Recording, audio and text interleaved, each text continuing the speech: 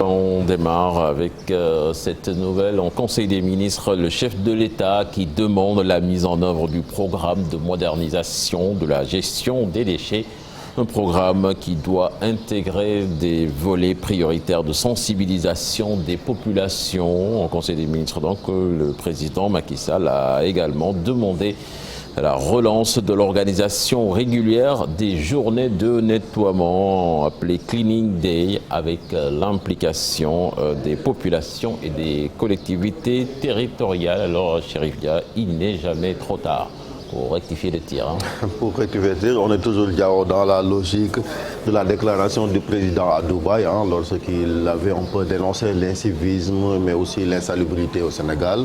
On a vu la réaction la dernière fois de Madame Nissi du syndicat du nettoiement qui avait quand même des réserves, surtout la politisation de cette campagne de nettoiement appelée Cleaning Day. Déjà le nom il pose problème parce que quand même anglais, etc., ça passe pas mal et puis on l'avait arrêté, il y avait une ou deux opérations après ils ont arrêté. Mais je ne pense pas que quand même avec cette période-là préélectorale, ça va être difficile parce que aussi les maires, que ce soit aussi les acteurs, sont beaucoup plus préoccupés par les investitures, par la campagne, mais aussi les élections locales que d'autres choses. Et je pense qu'il va falloir repenser quand même ces opérations de nettoiement pour éviter les erreurs du passé, comme les syndicalistes quand même l'ont préconisé la dernière fois. On attend de voir qu'est-ce que cela va donner, mais Dakar quand même, comme on dit, est dans beaucoup de capitales régionales, comme la saleté est là, malgré les efforts consentis par les acteurs, notamment ceux de l'ICG, les techniciens de surface, qui font un excellent travail. Voilà, justement, nous sommes en pleine période préélectorale, justement, des remous au sein de la coalition Yewwi Askan Wi qui se font sentir. Pastef Dakar qui a décidé de suspendre ses activités au sein de la coalition qui regroupe une grande partie de l'opposition. Une décision prise à la suite d'un différend avec Taxawu Dakar de Khalifa Sall. Un problème qui est né des investitures au sein de la coalition Yewwi Askan Wi, car visiblement Pastef Dakar ne serait pas d'accord avec les candidats investis dans différentes localités de la capitale. De ce fait, Pastef Dakar compte investir ses propres candidats aux prochaines élections locales. Les investitures devraient avoir lieu ce vendredi 22 octobre 2021. L'effigie d'hommes politiques sur des cahiers destinés aux enfants, pas du goût des acteurs de l'école. Le syndicaliste Abdou Fati et le psychologue Khalifa Diagne estiment que cela peut engendrer un précédent dangereux pour l'école sénégalaise. C'est un sujet signé à Mamadou Fall et Pape Sangoné Mbaye. L'enfant, un être si fragile, le protéger est plus qu'un devoir. Sa faiblesse psychologique nous impose prudence et rigueur. Donc utiliser certaines images sur des cahiers n'obéit pas aux règles éducatives. Ils ne vont pas reculer au Sénégal, parce que j'ai l'impression, en regardant les cahiers maintenant des enfants, que nous reculons.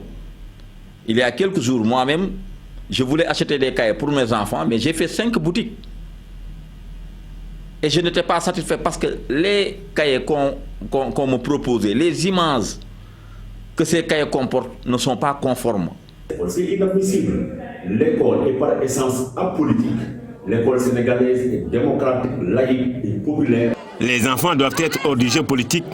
Leur imposer des images de politiciens pourrait les mettre dans un cercle d'adversité au sein de l'école. Ça ne vaut pas la peine de mettre ces images-là sur les cahiers parce que cela peut conduire les enfants à se poser un certain nombre de questions, à être en rivalité, à activer des débats de tendance au niveau des écoles.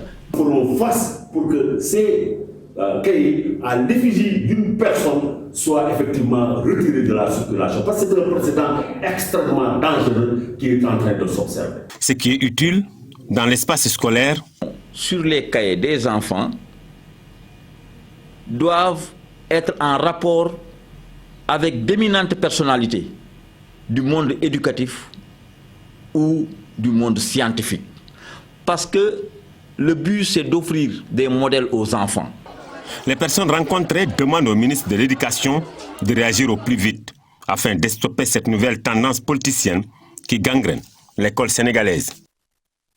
Grosse prise de cocaïne au large des côtes de Dakar qui relance la lancinante question de la consommation de la drogue dans notre pays. Quels sont les facteurs d'addiction et ses conséquences? Élément de réponse dans ce sujet signé Marcel Maroun et Ahmadouba. Héroïne, cocaïne, cannabis ou encore alcool et même tabac. La drogue se présente sous plusieurs aspects. Il y a ce qu'on appelle les sédatifs, c'est-à-dire ou les dépresseurs, c'est-à-dire qui diminuent l'activité, que ce soit l'activité physique, que ce soit l'activité psychique.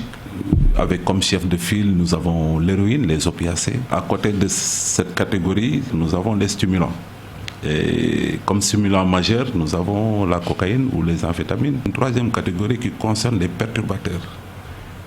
Les perturbateurs du psychisme, du système nerveux central, ou les hallucinogènes. Avec comme chef de file, nous avons le cannabis. Je n'ai pas parlé de l'alcool parce que l'alcool est peut-être à la fois stimulant mais aussi peut être dépresseur. C'est-à-dire qu'à faible dose, l'alcool est dépresseur, mais à forte dose, il peut être un stimulant. Une partie de la jeunesse sénégalaise n'échappe pas à ces catégories et s'expose à l'addiction, ce qui déclenche d'importantes conséquences sanitaires et sociales. Il y a beaucoup de gens qui font un infarctus du myocarde, etc. et qui est lié à la consommation, par exemple, de cocaïne, crack, ou bien une complication infectieuse, le VIH par exemple. On a vu parmi nos injecteurs qu'il y a beaucoup qui ont attrapé le VIH à travers ça, ou l'hépatite C, etc. La tuberculose, etc., etc., etc., des problèmes rénaux. L'addiction, ça peut mener très loin. Mais quels sont les facteurs de l'addiction à ces catégories de drogue? Vous avez des facteurs de risque ou de vulnérabilité.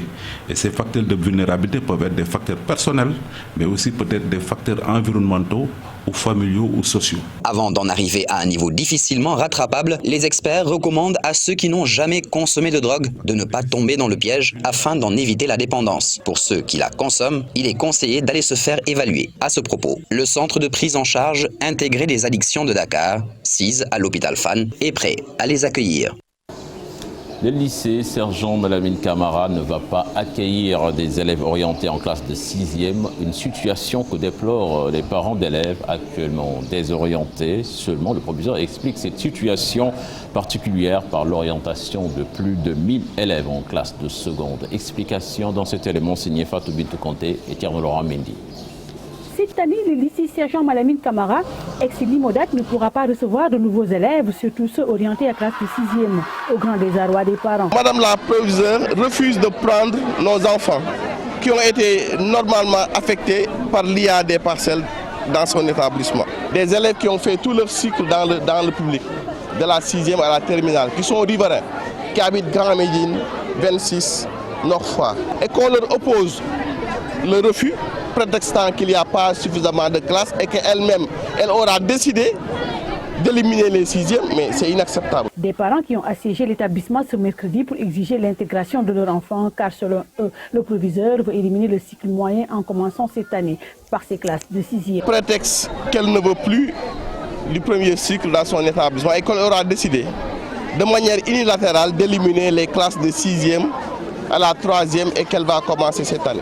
En tout cas, c'est la version qu'on nous a donnée au niveau de l'administration, parce qu'elle refuse même de nous recevoir ni de parler à la presse.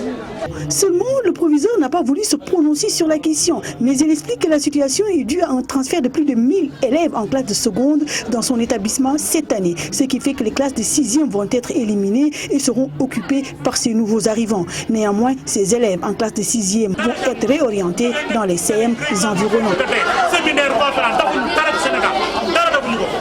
Depuis 0,4 Covid-19 sur plus de 1300 tests, c'est la situation à la date du 20 octobre 2020 au Sénégal. Une situation inédite après plus d'une année de lutte contre le coronavirus, une nouvelle tournure. Mais cette situation devrait-elle pousser les Sénégalais à délaisser le port du masque et d'autres gestes barrières? Élément de réponse dans ce reportage signé Aminata Mbaresso et Younous Diatta. Zéro cas de Covid-19 au Sénégal, une grande première depuis l'avènement de la pandémie le 2 mars 2020. C'est une bonne nouvelle que vous venez de me prendre là. Franchement, félicitations à toute la population sénégalaise. Mais est-ce que cela doit être un prétexte pour que les... Non, il faut continuer à porter le masque en fait. La maladie est toujours là. Qu'en est-il des mesures barrières dans les transports publics et dans certains lieux publics? Je ne le porte pas régulièrement, sincèrement. On ne peut pas tout le temps porter des masques, on n'a plus finir. Non, il faut continuer à porter le masque en fait. La maladie est toujours là. Tout à fait, madame. Moi, je travaille au niveau de cet arrêt. Et très souvent, il m'arrive de demander aux clients de porter leur masque avant de monter à bord des bus. Même si certains sont souvent réticents, d'autres, par contre, ils peuvent le porter avant de monter. Mais une fois à l'intérieur des bus, ils enlèvent.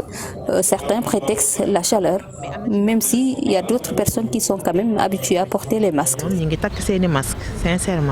Certains citoyens tiennent toujours à leur masque. C'est le cas dans ces bus. Les gens ne devaient pas attendre qu'on les exige parce que nous ne sommes pas des animaux, n'est-ce pas?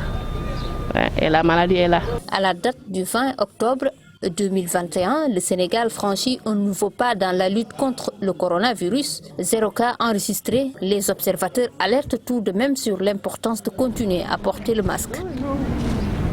Voilà, merci Aminata Mbaresso Fati. Donc c'était là l'essentiel de la première tasse actu de ce matin. Merci beaucoup, cher Tidiane, pour le premier bulletin de la journée. Rendez-vous à 8h pour la version Wolof. Mortala est avec nous pour la revue des titres. Bonjour Mortala. Bonjour Fatih.